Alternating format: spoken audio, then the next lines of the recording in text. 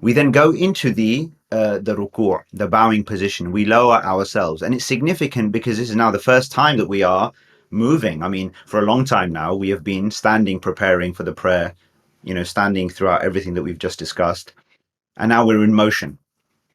Okay, and we say Allahu Akbar again, and some people will raise their hands again to say Allahu Akbar, and others won't, and there's a difference of opinion about the necessity of that or not. Certainly, I mean, it doesn't invalidate the prayer, um, but I certainly think it's something that we should.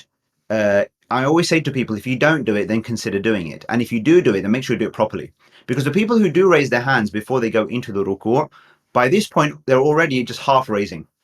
This is flapping.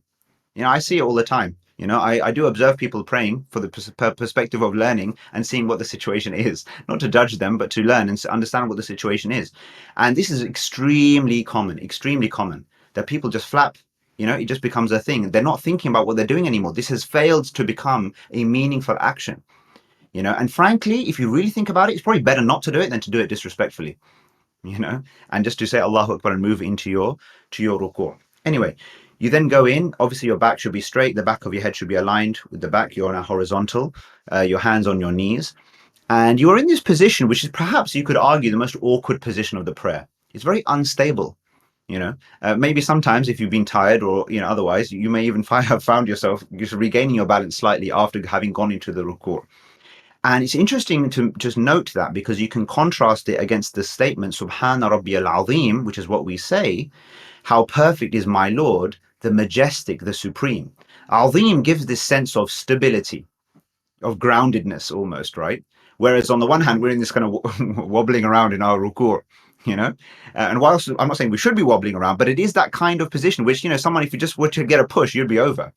You see, but you contrast that against what you're saying, which of course is relevant to think about, because we're contrasting. That contrast is even more obvious when you look at the prostration, where we say Subhana Rabbil A'la, how perfect is my Lord the Most High, where of course we're in the lowest kind of physical position that we would typically find ourselves in. So Subhana Rabbil Azim, how perfect is my Lord the Majestic, or the Supreme. How perfect is my Lord the Majestic. How perfect is my Lord the Majestic. Very important, if you then reflect on these words, to realize not to say Subhanallah al-Azim, Subhanallah al-Azim, Subhanallah al-Azim, because you translate that. How perfect my Lord the Majestic, how perfect my Lord the Majestic. I mean, you can't even say it fast enough. It doesn't make sense. You don't declare someone's perfection or how amazing someone is by doing it in those terms. Rather, you would give emphasis. In fact, if you're really present, you're really having the presence of mind, each one would actually be better than the previous one. Because you see, when you think about it, if you're declaring someone's perfection, you can't capture their perfection in your mind at any one point, but you can capture it in higher degrees. But that needs time.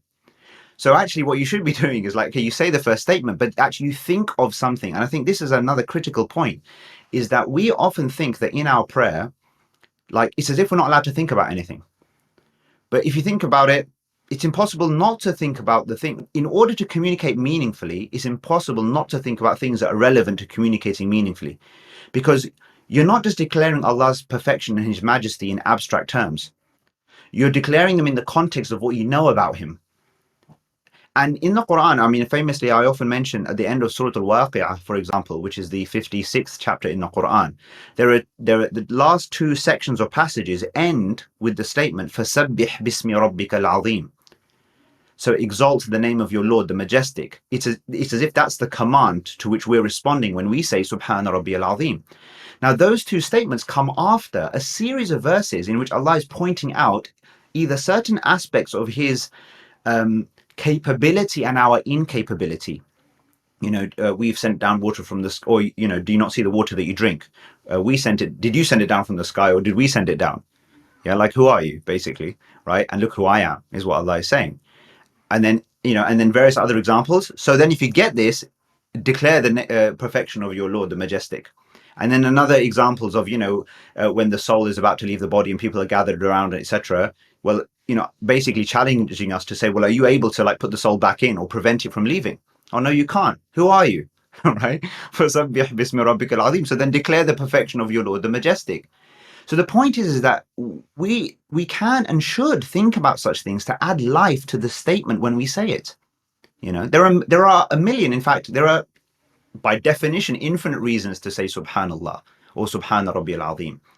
And so we can get more creative, frankly, and give more life to our prayer by thinking about the very things that relate to the meeting. The problem when it comes to thinking about things in prayer is when you're thinking about things which are disconnected from God.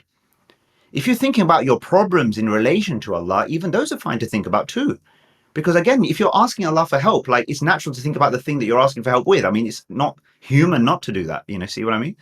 So I think this is important for us to think about. We then say Sami Allahu liman hamida. We lift ourselves up. I always think about this that the action of going down in front of Allah psychologically surely is different from the action of coming up in front of Allah.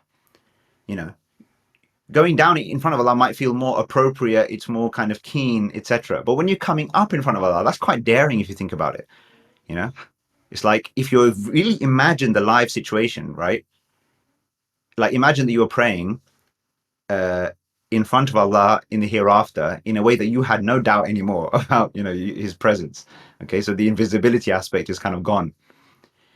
Like I'm sure we would all appreciate that we would even be reluctant to come up from any position in which we feel down in.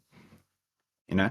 Now, of course, I'm not saying therefore you stay forever in your in your ruku, but I think that coming up should be with something of a recognition of that, almost something of a hesitation, something of an extra humility that I'm raising myself up in front of my Lord again. That's psychologically very different. I think that's a profound thing to think about when you if you're able to kind of view it in that way, because someone who is thinking about this at this level is clearly thinking about the fact that Allah is in front of me. Not just some abstract theoretical concept called Allah over there somewhere that is talked about in the books. Yeah. And so you're coming up, you say, and here, very interestingly, we say the one phrase that is different from any other phrase about when it comes to denoting movements in the prayer, we say, Sami Allahu liman hamida, that Allah hears the one who praises him, or may Allah hear the one who praises him. Yeah, it could be understood as a statement of fact or as a kind of supplication.